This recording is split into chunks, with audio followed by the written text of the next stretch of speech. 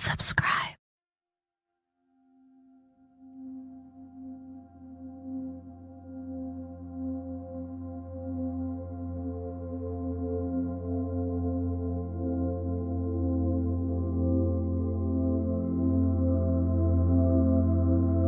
Invitation to a sacrifice.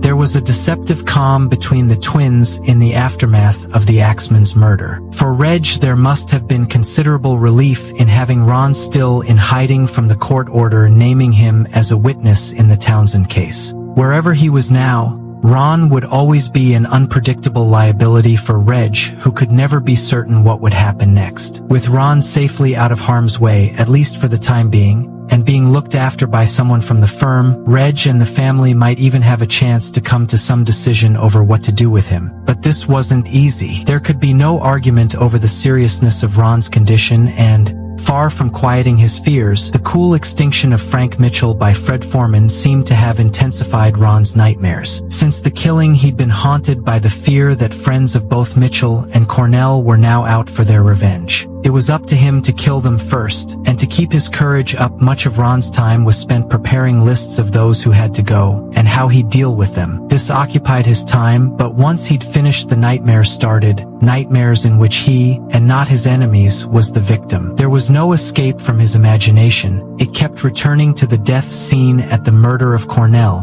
which he had relived so compulsively after shooting him.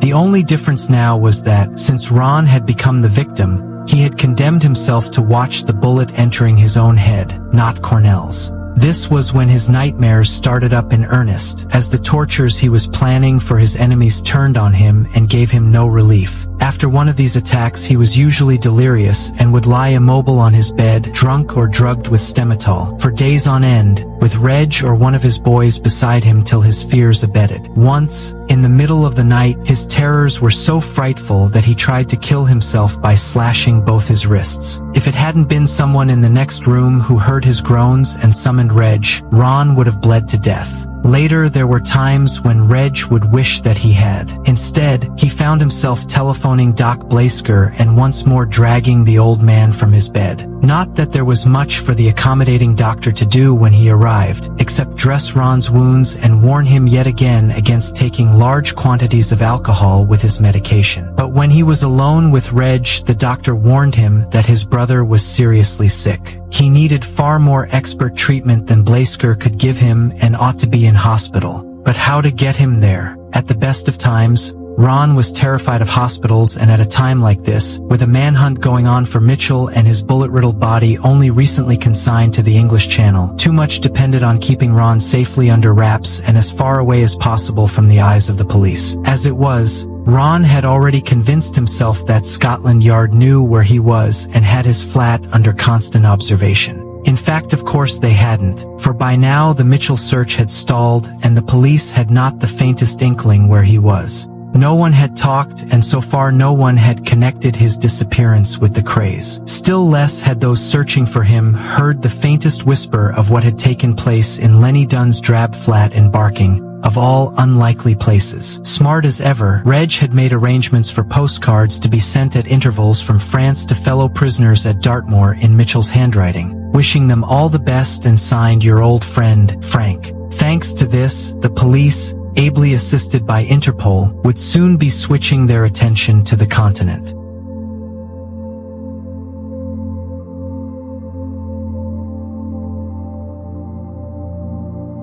Not that this did anything to reassure Ron, who by now was spending all his time peering through the curtains at the road below, convinced that anyone he spotted waiting at the bus stop had to be a plainclothes detective. Like all his other fears, this soon became obsessive and rapidly reduced him to a state of misery. Finally, Reg was able to persuade him that he needed help, but as he still refused to enter a hospital or even a doctor's surgery, this was difficult to arrange. So Reg explained the situation to a psychiatrist he trusted and arranged for him to be picked up in Reggie's car by the traffic lights in Trafalgar Square. Reg would be sitting in the front seat by the driver, and Ron, heavily disguised in wide-brimmed hat and dark glasses, would be in the back. This was the only way that Reg could think of to convince Ron he was safe from the police and from his enemies, and surprisingly, it worked.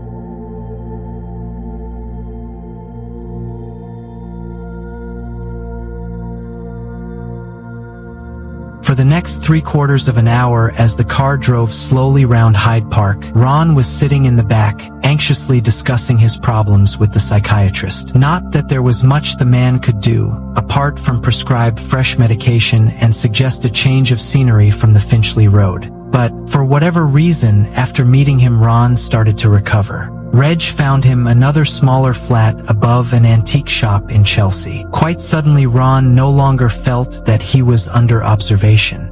He stopped drinking and the deep depressions lifted. A few days later, heavily disguised, Ron ventured out with Reg beside him, and for the first time since his hibernation had started, Reg felt safe in bringing Violet to see him.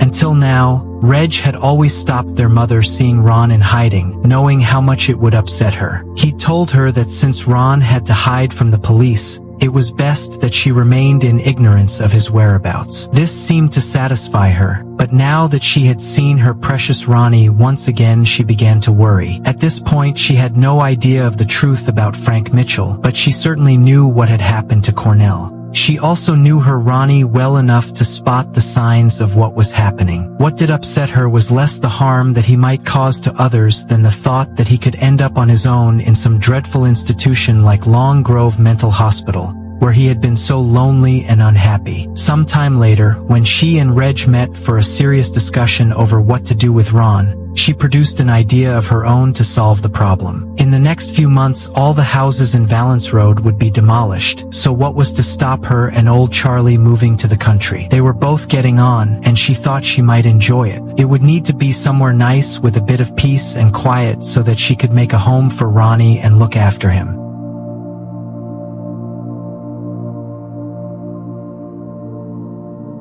Ron had often told her that he'd like to live in the country, like a country gentleman, and he could have his own apartment and feel free to come and go. Violet knew this would make all the difference to poor Ronnie, and she wouldn't have to worry herself sick about him any longer. Couldn't Reg do something about it? Reg said he'd think about it, and the more he thought about it, the more he felt it might not be a bad idea. In the meantime, Reg continued to keep business ticking over until better times returned. The only trouble was that they didn't, and all of Reggie's self-control was needed to hold things together. Brother Charlie was a help when it came to doing the milk round, collecting the weekly protection money from the West End clubs they looked after. But even here there were problems. The truth was that the murder of Cornell had not been good for business. News of what had happened had inevitably reached the underworld, and the mafia-backed owners of the Colony Club were becoming nervous of the Kray connection. Reg had just managed to smooth things over, thanks largely to the intervention of the twins' old friend and loyal ally George Raft, when a few weeks later came the news that Raft had been expelled from Britain by order of the Home Office. Even then, Reg kept his nerve.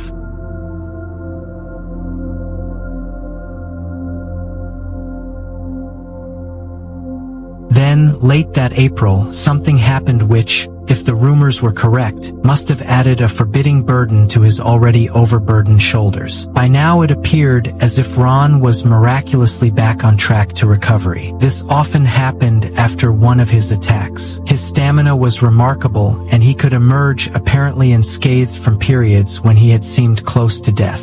If it had not been for the court order still having 3 months more to run, there was nothing to prevent him coming out of hiding and starting life anew as if nothing had happened. But something did happen on that April day which has never been explained and probably never will be. Instead, I imagine it will join the other mysteries that the twins have left behind to tantalize the curious. The twins enjoyed doing this in life, and now that they're dead, we must rely on what evidence there is to make up our minds about what occurred. What we do know is that on that fine spring day, the twins, together with their brother Charles and Teddy Smith, took a day off from their troubles and drove to one of their favorite seaside haunts where they could enjoy the sea air and relax. Steeple Bay in Suffolk, where they had a caravan. Even at the height of summer, it was never crowded, but at the end of April, they would almost certainly have had it to themselves.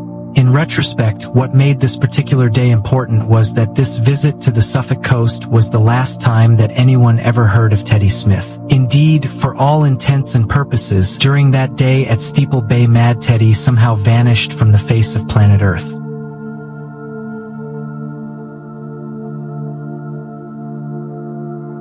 So what happened to him? The strict answer is that no one knows for sure, and that one or two survivors from that period are stubbornly convinced that he is still alive. Frankie Fraser claims to have heard from him in Australia, and Danny LaRue's former minder Frank Carrillo insists that he once spotted him in a cinema queue in Leicester Square. So if all we had to go on was the fact of Teddy's sudden disappearance, he would have to be consigned to the ghostly band of other possible victims of the Krays, including Ron's gay driver Charlie Frost, and another Scottish gangster, Jock Buggy, whose battered corpse was found floating in the sea off Brighton. Apart from adding to the cloud of mystery which still hangs around the reputation of the twins, it is important to remember that, long before they murdered anyone, many who had known them well were thoroughly convinced that they were murderers. Anita Pallenberg, for instance, that time when she was on holiday with Keith Richards, and met the twins on the beach at Tangier looking like the Blues Brothers, took it for granted that they had long been killers, as did most of her friends in the Chelsea Papocracy. Certainly by then all of them would have heard persistent rumors that the Krays were in the habit of disposing of their victims in the concrete pillars of the recently completed Chiswick flyover. This was also quite untrue, although one of the reasons for the persistence of this particular rumor was the way that it connected with one of the less appealing tales of the US Mafia,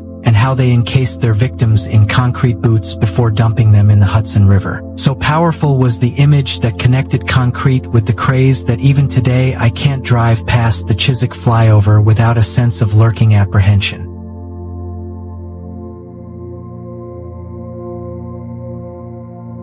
Despite this, there are several reasons to suspect that Teddy Smith was murdered by Ron Kray. The first is that he vanished from the scene so swiftly and completely. Previously, he'd been something of a fixture in the firm, and suddenly he just vanished, which is a fairly commonplace phenomenon in gangster circles where an unexplained disappearance signifies an untoward demise. The second reason is that, for all his Sonny Jim qualities, Mad Teddy always had an unappealing way of screwing up, and nowhere more so than during his participation in the Frank Mitchell fiasco. The fact that the real cause of the disaster was entirely Ron himself had only served to make Mad Teddy's situation that much more precarious. For someone as emotionally unbalanced as Ron, particularly with his mind fuddled and bemused by solitude and alcohol, there would have been an irresistible temptation to offload the blame for the death of his previously much-loved friend, Frank Mitchell, onto the pathetic shoulders of a subordinate as silly as Mad Teddy. I personally believe that this is almost certainly what happened, but if this were all the evidence we had, we would still be in the misty realms of supposition. I have, however, recently discovered one further, more conclusive reason for believing that Mad Teddy Smith met his death quite literally at the hands of Ronnie Kray at the caravan site at Steeple Bay sometime in April 1967. Many years later, when Ronnie was in Broadmoor and described to his friend Wilf Pine how he killed George Cornell, Wilf ended the conversation by asking Ron if he'd ever murdered anybody else. Apparently Ron paused and thought a while, as if uncertain whether to continue, then replied, "Yes, one."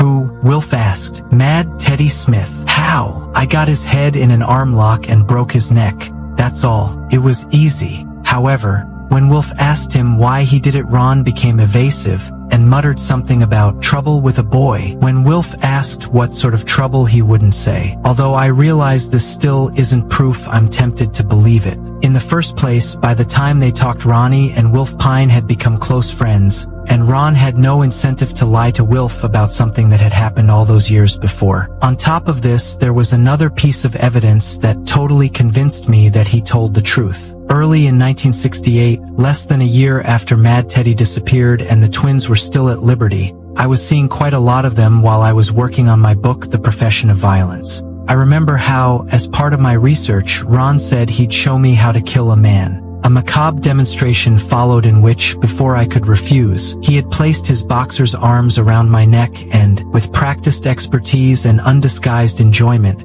started squeezing. It happened very quickly. The blood rushed to my head, and just as I was on the point of passing out, Reg intervened with the memorable request, "Ron, for Christ's sake stop. He's got to write our fucking book." Fortunately for me, Ron did as he was told. But I'm pretty well convinced that poor Mad Teddy Smith was not so lucky. Since it is unlikely that we will ever know much more about events that day at Steeple Bay, it's fairly pointless speculating on the effect that Mad Teddy's death would have had upon the twins. We know that following his nice day out, Ronnie returned to his hideaway over the antique shop off the Fulham Road, and there he stayed until his court order expired at the end of that July.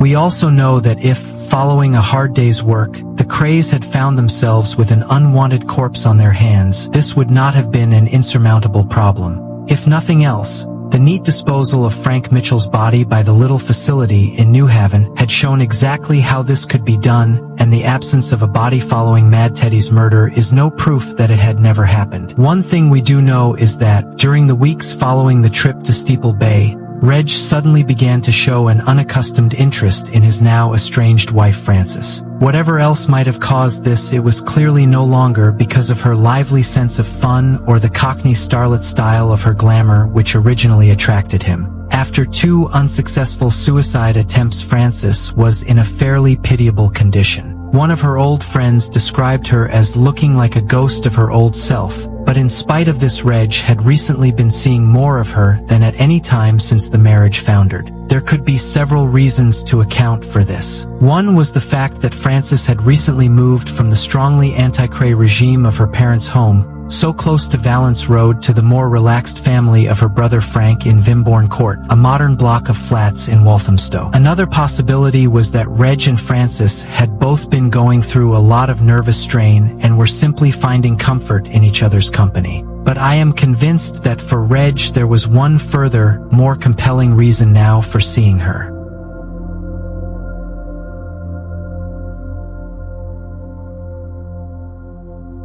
As we saw in the run-up to his marriage, one of his most important reasons for marrying Frances in the first place had been his desperation to break the bonds that tied him so inescapably to Ron. Somewhat naively, he had been envisaging marriage leading to a relatively normal life that would include a settled home, sociable hours, new friends, and even children. And, as we have also seen, this profoundly serious attempt by Reg to use his marriage as an escape route from the nightmare situation with his twin had failed before it really started.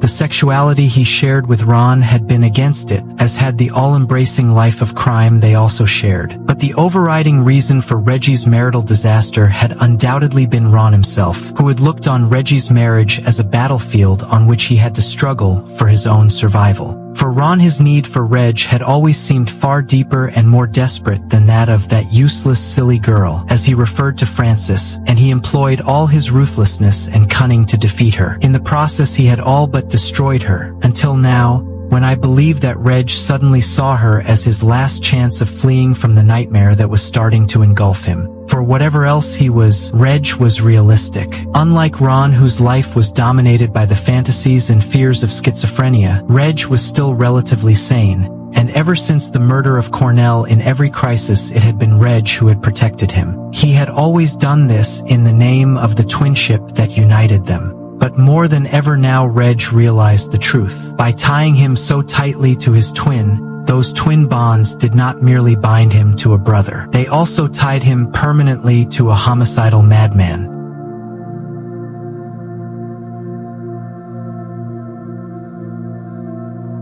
But must these terrifying bonds last forever? If they were destroying him, why not break them while there might be still a chance, by going back to Frances? During this period, Reg and Frances certainly increased the time they spent together, and afterwards Frances told a friend of her surprise at how much Reg had changed. It could almost have been the old Reg she remembered from the days when they'd been courting. He was so gentle and so understanding, and he had actually apologized for what had happened. He had even been in tears as he swore to her that he realized his mistakes, and had vowed that all he wanted was to make amends for the sadness he had caused her. When she asked him if he still loved her, he said he loved her more than ever. He also said he longed to have her back and promised her that she could trust him. And after all, legally she was still his wife. He would find another flat, this time as far away from Ron as possible, and he would abandon his old life, becoming a successful businessman instead.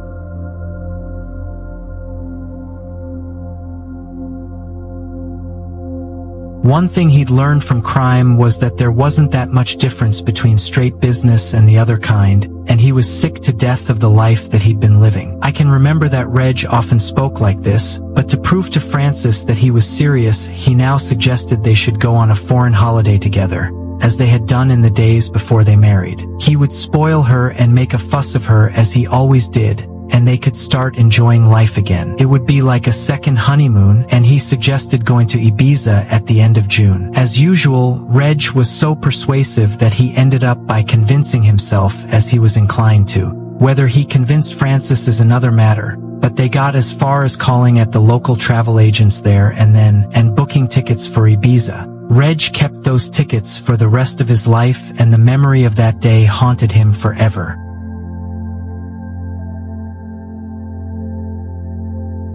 It was a long time since he'd seen Francis so excited as when they talked about that holiday together. When finally he took her back to Vimborne Court and they kissed goodnight, they promised they would meet again next day. Reg firmly believed in premonitions. He claimed to have known when Ron had his first attack of madness all those years before at Winchester, and it would be the same years later after Violet died. Now the same thing happened to him over Francis. I remember him telling me how he woke in the middle of the night and knew for certain that something terrible had happened. After this, there could be no question of going back to sleep, so as soon as it was light, he drove round to Vimborne Court intent on seeing her. But as he was about to ring the bell, he realized it was far too early for anyone to be awake, so he drove away. An hour or so later, when Francis's brother Frank got up, he took her in a cup of tea. Thinking she was fast asleep, he left it by her bed and went off to work. But something about his sister worried him, and at lunchtime he returned to find her still in bed, just as he had left her, with the cup of tea untasted on the bedside table. It was then he realized she wasn't sleeping but had died from an overdose of sleeping pills. Usually when someone dies in a family, it ushers in at least a brief period of peace in which old enmities can be forgotten, and the bereaved can draw together as they mourn the dear departed. But this could not happen with the Krays, and the death of Francis marked the beginning of a period of rapidly ascending bitterness, self-pity, black revenge, and ultimately bloody murder.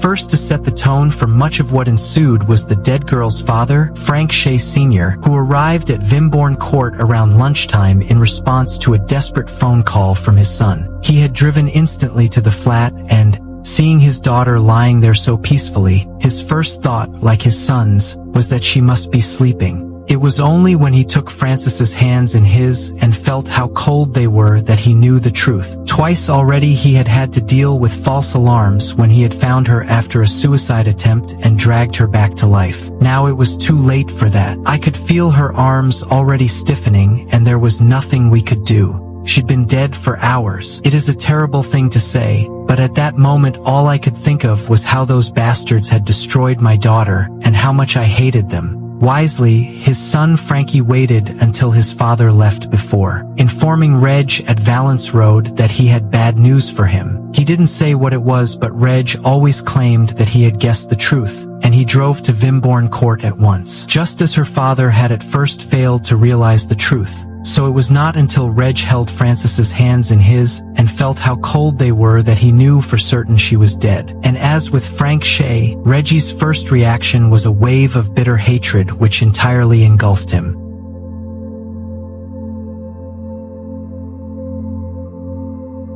I could only blame her parents for everything that happened. They didn't want her to be happy with me, and they kept on and on at her until she killed herself. It was as simple as that, he muttered. This is the point at which the body of sad, wraith-like Francis Kray becomes the center of a funereal extravaganza, which was something of a dress rehearsal for the mammoth East End funerals that the Krays would one day give themselves. As for Reg, throughout this period there are times when his performance as the grief-stricken husband seems so theatrical that one gets a glimpse of the natural actor concealed beneath the sharp blue suiting of the East End gangster. First comes the show of grief when visiting the mortuary to identify his wife. As Ron's period in hiding still has several weeks to run, Reg goes accompanied by his young good-looking cousin Ronnie Hart, who has recently joined the firm after a spell in the Merchant Navy, and who does his best to console him. But for Reg, this is not the time or the place for consolation as he stands beside his wife's lifeless body, with tears streaming down his face, calling Frankie, darling Frankie. Come back to me, my darling Frankie. Answer, unsurprisingly, comes there none, but once Francis's body has been shifted from the mortuary to English's funeral parlor in Whitechapel High Street, Reg still visits 3, and sometimes 4 times every day to see her lying in her silk-lined coffin. In death, she looks so peaceful that one might have thought that something of that peace might spread to Reg. But as he stands before the open coffin, all his thoughts are turning not to peace but to revenge. As he stands there mumbling to himself, Hart hears him saying, "I'll get even with those bastards, even if it takes the rest of my life to do it. They took her from me and I'll make them pay." "Who took her from you?" Hart inquires. "The Shees, of course, her fucking family. They were jealous of our happiness together, so they poisoned her mind against me, and I'll kill them. I'll kill the lot of them."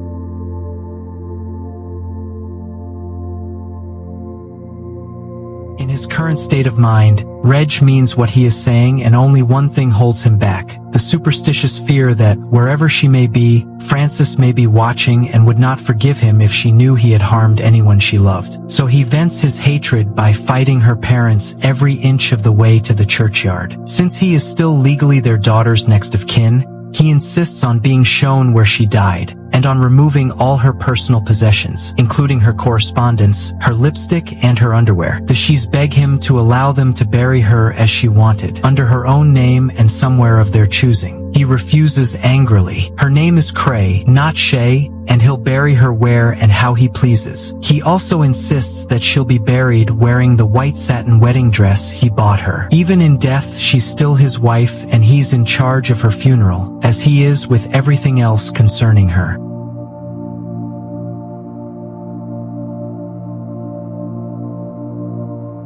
What happens next is fascinating, offering the first clear intimation of how the cult of Krayhood is already forming in his mind.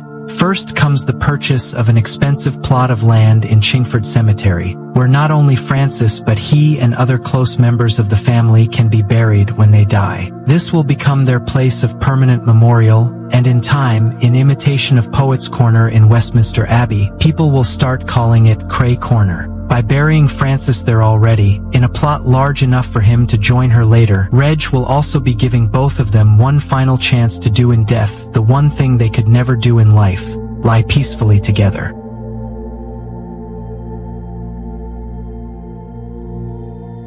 As for the funeral itself, it was certainly a great production. As Reg boasted later, "I'd given my wife the East End's wedding of the year. Now I was giving her the East End's funeral of the year." As if in compensation for her wretched death, Reg was posthumously giving her everything that he and his money could buy to express what really mattered to him now: his all-consuming sorrow, in a lavish show of conspicuous bereavement. If anyone was proved right by these events, it was their old priest Father Hetherington, who had so resolutely refused to marry them 3 years earlier because of the damage they would do to one another. But since the damage had been done, Father Hetherington saw no point in still refusing when Reg asked him to bury Francis. He said he would conduct the funeral in St. James the Great, the church where they were married. The Shea parents did score one sly victory, which they made sure that Reg would not discover until it was too late. Elsie Shea persuaded the undertaker to let her clothe her daughter's wasted body in a white slip and tights, so that as little as possible of her flesh was touched by her hated wedding dress. Elsie also claimed that, just before the undertaker screwed the coffin lid down, she removed Reggie's wedding ring from her daughter's finger and replaced it with a simple ring that she had given her as a child. Such was the spirit now presiding over the East End's burial of the year, in which poor haunted Francis Shea was laid to rest. For the burial at Chingford Cemetery was clearly more in honor of the Krays than in memory of Francis. It was also clearly patterned on what Reg had read about the way the Mafia staged its funerals in America. The dozen or so statutory black limousines packed with large men and celebrities, the most expensive highly polished coffin Messrs. Englishes, the undertakers could provide, and the avalanche of flowers which carpeted the graveside. Every member of the firm had been ordered to send a wreath, suitably inscribed with personal condolences. Reg told Donahue afterwards to check the cards to see if anyone had disobeyed. Ron, who was still dodging the police, sent a mammoth bunch of pink carnations, and yet more flowers cascaded in from every quarter of the underworld. Not to be outdone, Reg remained the undisputed winner in this graveside battle of the flowers, with 3 major floral tributes of his own. His final gesture was to throw a £5 note onto the coffin for the gravedigger as he strode off, ashen-faced, through a somber audience of silent mourners. Reggie's bitterness was in fact more complicated than it appeared, for it wasn't only Francis he was mourning but himself. Of course he was fooling himself, as he often did, if he seriously believed the marriage could have worked. His genes, like Ron's, had been against it from the start, and if anyone knew this it would have had to be Francis. In the loneliness of her bed on the night she killed herself, she must have faced the fact that, however considerate Reg now appeared, she and her marriage were both doomed together, and she couldn't face a repetition of that first disaster. This was something that Reg never could or would admit. For him, the death of Francis had destroyed all his hopes of that brave new life he had convinced himself that they were just about to share, and much of the bile and bitterness boiling up inside him came from the thought of the lost paradise which all those bastards had destroyed. It was for this that he never could or would forgive them. But there was more to it than that. Like in Hackney where Frederick lived, he was still in the bathroom, shaving, and his wife was giving the children their breakfast when Reg, with his 2 heavies, rang the bell. Frederick's wife answered it. "Tell Frederick that Reggie's here and wants a word with him," said one of the heavies. By now the children had joined their mother at the door to see who had arrived, and Reg had to push through the group, gun in hand, shouting for the kid's father. Frederick appeared at the head of the stairs, his face covered in shaving soap. "Filthy bastard," shouted Reg, "you've been saying things about my Francis. I thought you were my friend." Tears were streaming down his face as one of the heavies stumbled up the stairs and struck Frederick such a blow that he came tumbling down. Then, as the children started screaming, Reg started shooting. Luckily, he was so drunk that all his shots went wide, except for one that hit Frederick in the leg. He lay there, groaning. At the sight of blood, Reg seemed satisfied. The heavies helped him back into the van, and off they went with Reg beside the driver, sobbing. "That bastard had it coming to him, saying things about my wife, my lovely Francis," he kept muttering. This time it was Brother Charlie's turn to call Doc Blasker in to see to Frederick's injuries, along with red-faced Tommy Plumley to make sure that no one talked to the police. So no one did, but when Reg told Ron what he'd done, Ron went ballistic. "Drunken slag," he shouted. "Here we are, trying to earn ourselves a living, and you risked the lot by gunning down a friend. Anyhow, you couldn't kill anybody if you tried. You're too fucking soft. When I did my one, I made a proper job of it, and Cornell couldn't walk around no more. Not like your friend, Frederick." So after shooting Frederick, Reggie's state of mind grew worse instead of better. Time passed him by like a dream, which always ended with him feeling utterly alone and scared of what was happening to him. At times like this, the only person he could talk to was Father Hetherington, who never failed him. "I used to feel better after seeing him," he told me once, and he'd usually start thinking of a different life. What about the Foreign Legion? Or, better still, a long, tough African safari? What was stopping him? But even as he asked himself these questions, he always knew the answer. Ron. How could I leave my brother? How could Ron ever cope without me? This was the point at which Reggie's dreams returned as nightmares and his rage began in earnest, and he started drinking once again.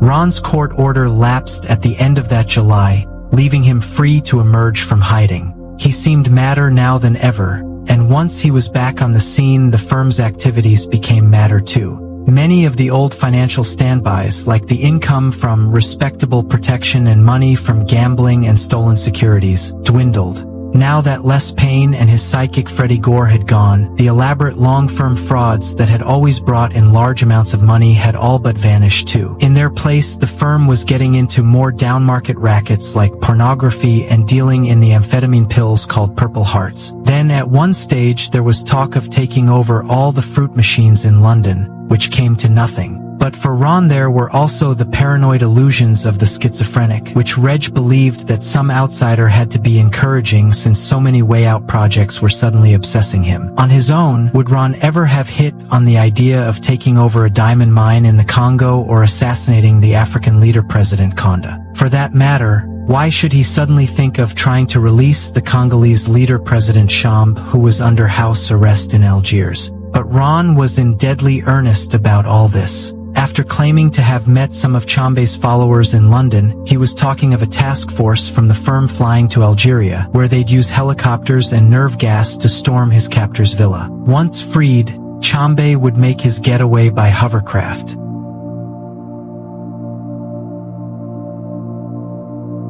Ron had also plans to mastermind an international forged currency syndicate with the printing plates manufactured in New York by a master forger, the notes mass-produced in Switzerland and Europe swamped with quantities of fake currency under the firm direction of the Krays. Needless to say, none of these James Bond-like schemes came remotely near fruition. The only one that did was an idea which Ron had picked up for himself during that visit to Nigeria in 1964. He'd never forgotten what he had learned about the Leopard Men, the secret brotherhood of dedicated murderers who terrorized the country and indulged in ritual murder in their initiation ceremonies. Before anyone could join the Leopard Men, he had to prove himself by killing someone so that murder would form a bond of loyalty at the center of this brotherhood of murderers. Ron was particularly excited by all this and talked a lot about turning the firm into something similar. The mafia required any candidate for membership to make his bones by killing someone. Within the firm, he had passed this test himself by killing George Cornell. Now the time had come for Reg to join him. Others could come in later, but not before Reg had shown them the way.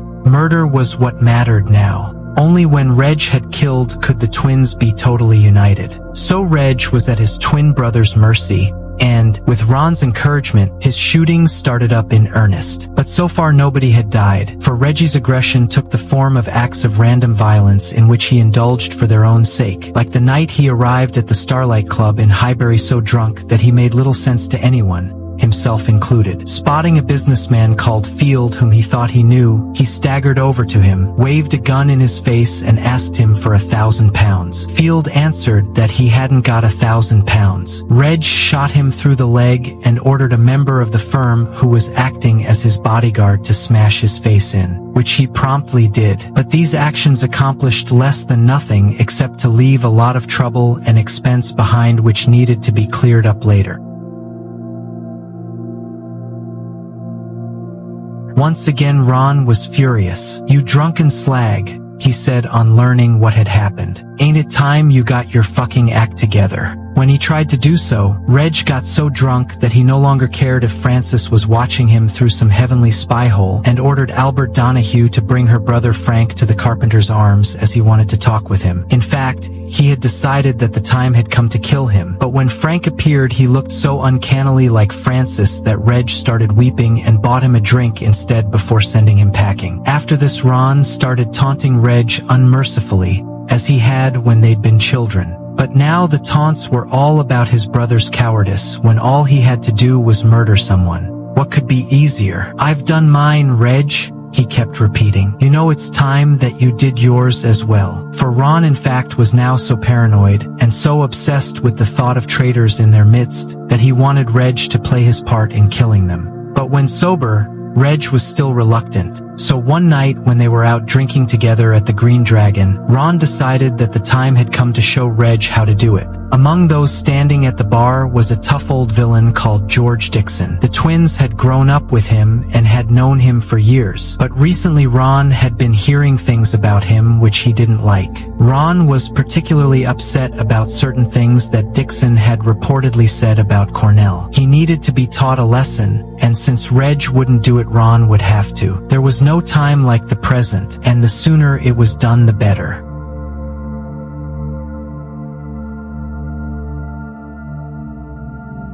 So, there and then, in full view of everybody in that crowded bar, Ron drew an automatic from a shoulder holster, brought the muzzle up to Dixon's head, and pulled the trigger. There was a click and nothing happened. The gun had jammed, but, unpredictable as ever, Ron took this very coolly. "Hey," he said, taking the bullet from the chamber and throwing it across to Dixon. "It's just saved your fucking life. Wear it on your watch chain as a souvenir." As for persuading Reg to murder someone, Ron wasn't particularly worried anymore. He knew that Reg would do the business when he had to. There was always somebody around who needed killing. Although he had a reputation as a fearless fighter and a bit of a womanizer, there was something just a touch pathetic about Jack the Hat McVitie. Perhaps it was the hat he wore to hide his baldness. Why bother? And why was he always getting beaten up? A few months earlier, a gang of hooligans he'd offended tried to teach him a lesson by smashing his hands with a crowbar. But Jack wasn't one for lessons, and he showed everyone he didn't care by starting brawling once again, long before his hands were healed. But obviously Jack did care, just as he cared about his baldness and the threats of violence. For the truth about him was that he was a drunk, that his nerves were shot to pieces, and that his courage came from monster pep pills called Black Bombers. Jack was also far too eager to be of service to anyone who would employ him, and that summer, when the twins started wholesale dealing in Purple Hearts, he came in useful. As with the trouble concerning Frederick, it was Ron who was responsible for carrying the twins' involvement with Jack the Hat further. By doing this, was he already seeking to set him up? Certainly it was Ron who set things rolling by making the original deal with Jack to murder another of the twins' former friends turned enemy, the man with the briefcase, Les Payne.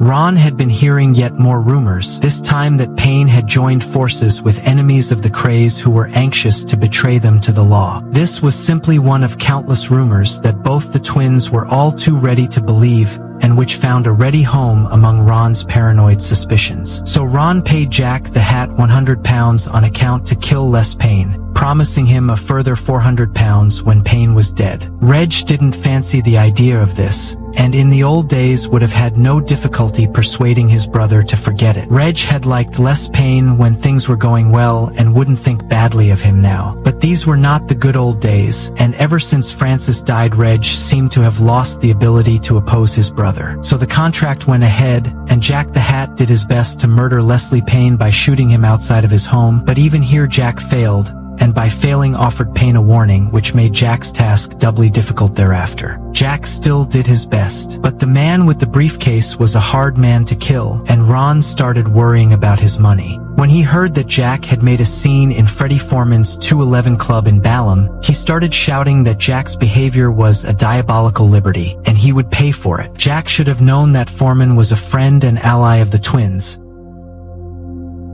And there and then Jack's name went to the top of Ron's private list of candidates for murder. So great was Ron's fury that when he told Reg what Jack had done, for the sake of peace Reg weakly agreed to drive over to the Regency Club in northeast London, where Jack usually hung out to sort the fucker out. This sort of thing was happening all too often now, with Reg ending up doing whatever Ron told him to, and when he arrived at the Regency that night he definitely intended to kill Jack the Hat. But once he saw him, there was something so pitiful about this threadbare villain, moaning on about his debts and his nervous troubles and his sick baby daughter, that once again Reggie's heart was touched, and instead of shooting him he gave him £50. "I suppose you'd be sent 500 quid to George Cornell," said Ron when he heard what Reg had done. Ron also sent a threatening message to Jack McVitie, giving him one more chance. Either do the business with less pain or face the consequences. It was a simple enough message, but inevitably it caused a fresh misunderstanding, which rapidly led on to everything that followed. For on receiving it, Jack instantly thought that Reg had double-crossed him, got roaring drunk, swallowed several more black bombers, and appeared in the upstairs bar at the Regency waving a sawn-off shotgun. Then, in front of everyone, he started shouting threats against the twins. Human nature being what it is, there were several people standing in the bar that night who could hardly wait to pass the news of Jack the Hat's behavior back to the twins. Then the trouble really started. All this happened on a Friday night, and the following evening the twins took over the Carpenter's Arms for what they called a ladies' night. The wives and girlfriends honored with an invitation to these painfully polite affairs were careful to behave exactly as the twins expected, particularly with Violet present, as she was that evening.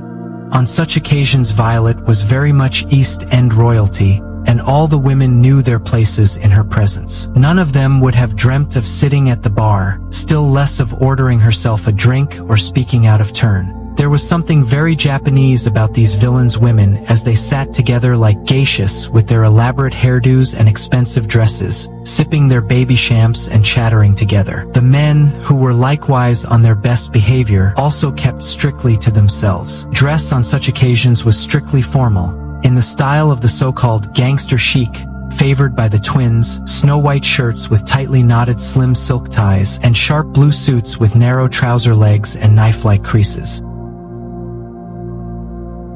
Newer arrivals in the firm tended towards highly polished black winkle-picker shoes. On these occasions the men went easy with the drinking. The time for serious consumption would follow closing time. They were also careful with their language, particularly with Violet present since she couldn't abide swearing. For the Kray twins, ladies' evenings took their cue from Violet and were essentially polite affairs, the East End on its best behavior, which in the circumstances made that evening at the Carpenters a surreal beginning to the horror that would follow. To make it stranger still, Reg was in an unusually good mood, drinking little, showing no sign of whatever strain he might be under, attentive to the ladies, and perfectly at home as he played the part that he enjoyed, the perfect host. The rest of the firm appeared to take their lead from him, and the solitary fly in the ointment was, as usual, Ron, who remained at the far end of the bar with an expression on his face like thunder. When Reg inquired what was up, Ron said he had the hump with Jack McVitie. He would have to be dealt with, and since no one else would do it, he would have to. That was what was pissing him off. Why was he left with all the dirty work while all the others pounced around like women? But fucking McVitie was completely out of order, and if Reg wouldn't deal with him, Ron would have to, just as he dealt with fucking George Cornell.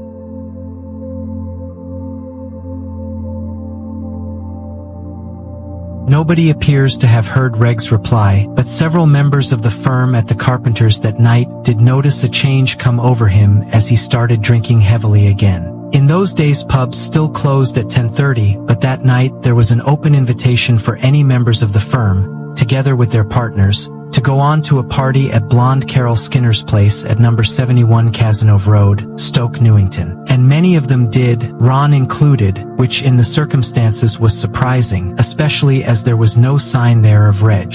But just before 11 Reg did appear at the Regency Club, with a gun and 2 members of the firm, searching for McVitie, but they couldn't find him. This was a key moment in that evening's rapidly unfolding drama. For at that moment, drunk as he was, Reg was clearly of a mind to murder Jack McVitie when they found him. Instead they were greeted by a friend of theirs, the young and highly got-together owner of the Regency, John Barry. As landlord of a popular North London drinking club, one of Barry's many skills lay in averting trouble on his premises, and the last thing in the world he wanted was a murder that night, or any night, at the Regency. So, using all his powers of persuasion, he set about trying to convince Reg not to murder Jack the Hat, and surprisingly, he succeeded. Late though it was, and drunk though he was, when faced with the reality of killing someone as pitiable as Jack McVitie, Reg faltered. And he did not merely falter. Even when Barry tactfully suggested that it might be best if he left his gun with him, Reg actually agreed to that as well. After watching Barry lock his .32 automatic in a drawer in his office,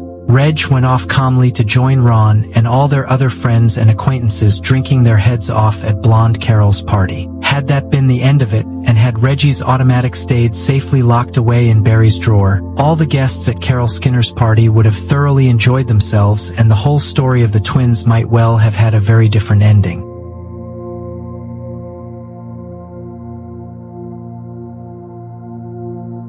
But thanks to one person and to one alone, this didn't happen. For as soon as Reg turned up at the party and admitted that Jack the Hat was still alive, Ron became positively transfixed with rage. This was not one of Ron's customary rages, which were frightening enough, but the implacable fury of a total madman. Without a further word, he brushed Reg aside and in his madness instantly took charge of what rapidly became a battle not only for the life of Jack McVitie, but also for the soul of Reggie Kray. No sooner had Ron heard that Jack McVitie was alive than he cleared the decks for action, and with the abrupt announcement that this is going to be no place for women, packed all the women and the younger men off to join another party which was conveniently in progress down the road.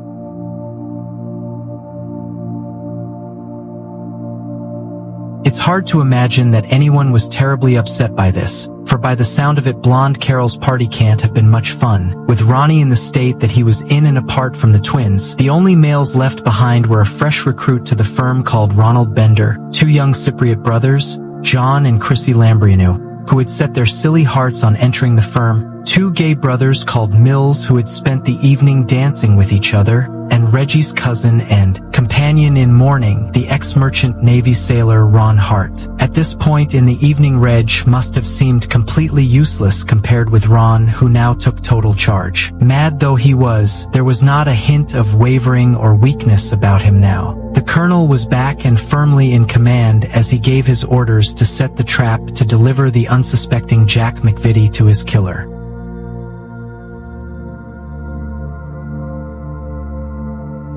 First, Ronnie Bender was to drive immediately to the Regency with an urgent message from Ron Kray to Barry, telling him, on pain of death, to come at once to Carol Skinner's with the gun that Reg had left in his possession. Next, the two young Lambrianists were given their part to play. Ron had heard that they were friends of Jack McVitie, so it was up to them to follow Bender to the Regency, find McVitie and, without arousing his suspicions, invite him to join them at the party in progress at Carol Skinner's. All this, of course, without mentioning a word about the Krays. Finally, the Colonel had an important role for his cousin Ronald Hart, who was to go to the empty flat upstairs, and from one of the windows keep a sharp lookout for Jack's arrival. As soon as he saw him, he must scoot downstairs as fast as his legs would carry him to warn the twins. Throughout all this, Reg made no contribution whatsoever to what was going on, apart from drinking heavily to calm his nerves. In the state that he was in, he must have found it hard to know quite how he felt about McVitie, or anything else. Not that it mattered any more what Reg was thinking. The Colonel, and he alone, had taken over and was in command.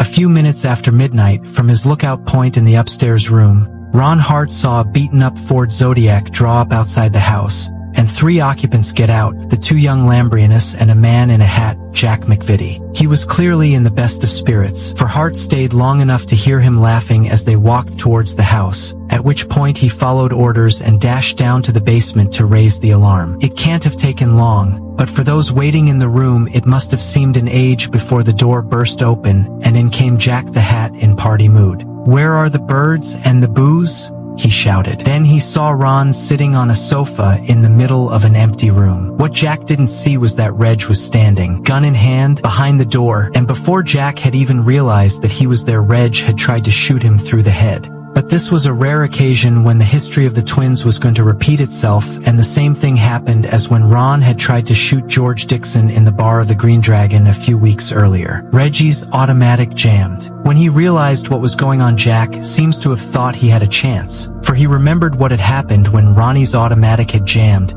and how Ron had let Dixon off with a warning and nothing more was said. So even if the twins were angry and felt that he deserved a beating for not killing Leslie Payne, fair enough. Jack was perfectly prepared to take even a kicking without complaining.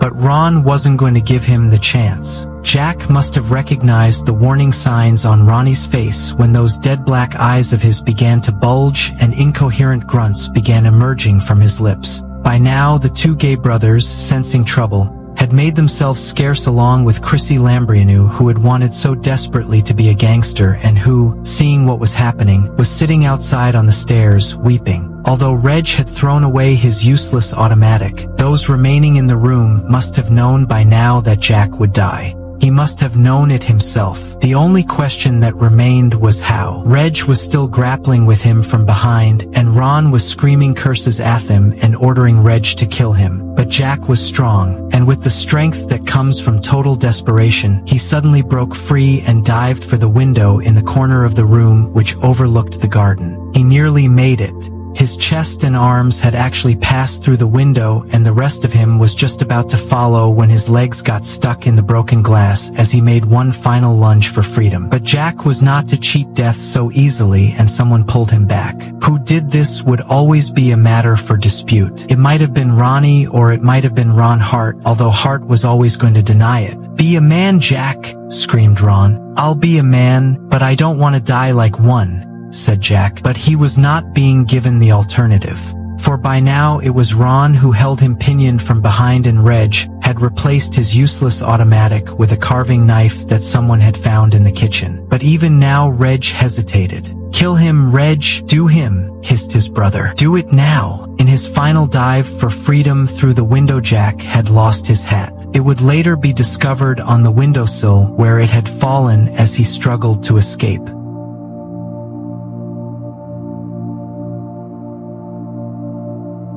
He stood there looking very bald and gaunt, with all the resistance out of him. "Reggie, why are you doing this to me?" he asked pathetically. Reg answered with a thrust from the carving knife into his face below the eye, and the butchering of Jack McVitie started. It soon became more an orgy of rage than a cold-blooded murder as Reg lost all control and set about him like a maniac, stabbing repeatedly at his chest and stomach with the knife. Later Reg would claim that Ron Hart joined in the killing, but this is unlikely. Hart had always been a friend of McVitie's, and Ron had been determined that Reg should do the murder on his own. Undoubtedly Hart did witness everything that happened, and later admitted to having pushed a handkerchief into McVitie's mouth to stop the flow of blood and the gurgling noises he was making. Hart also claimed that when Reggie's victim stopped breathing, it was Ronnie Bender who put his ear to Jack McVitie's chest and finally pronounced him dead.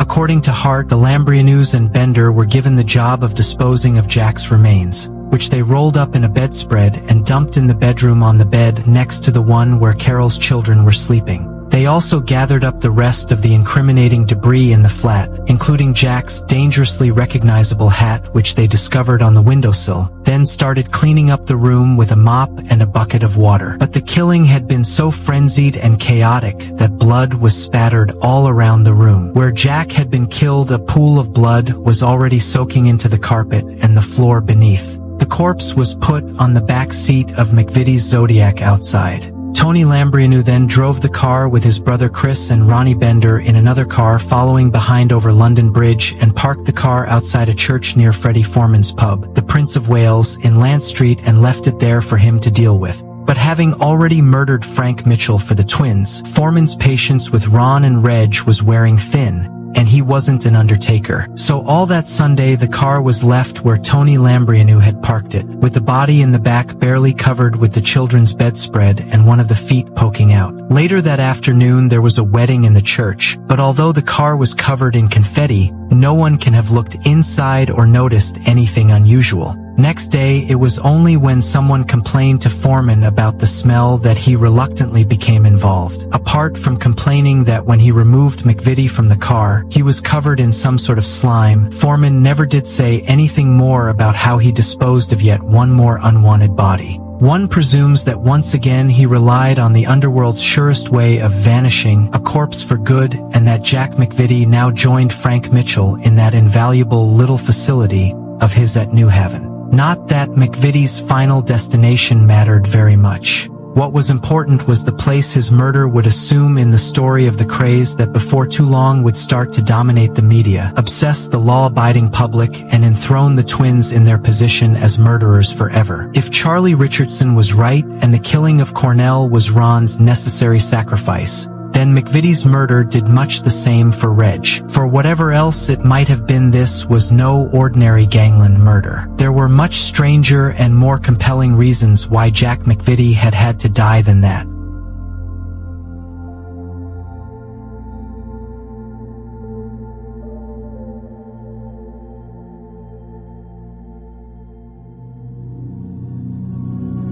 Thank you for watching. If you enjoyed the video, please join our Facebook group. It's called Krays Crime Lords of London. We're a friendly moderated group with over 1,000 Kray and other celebrated gangster videos available for view. There's also thousands of images in the photos sections. The link for the group is in the YouTube description section. I hope we see you there soon.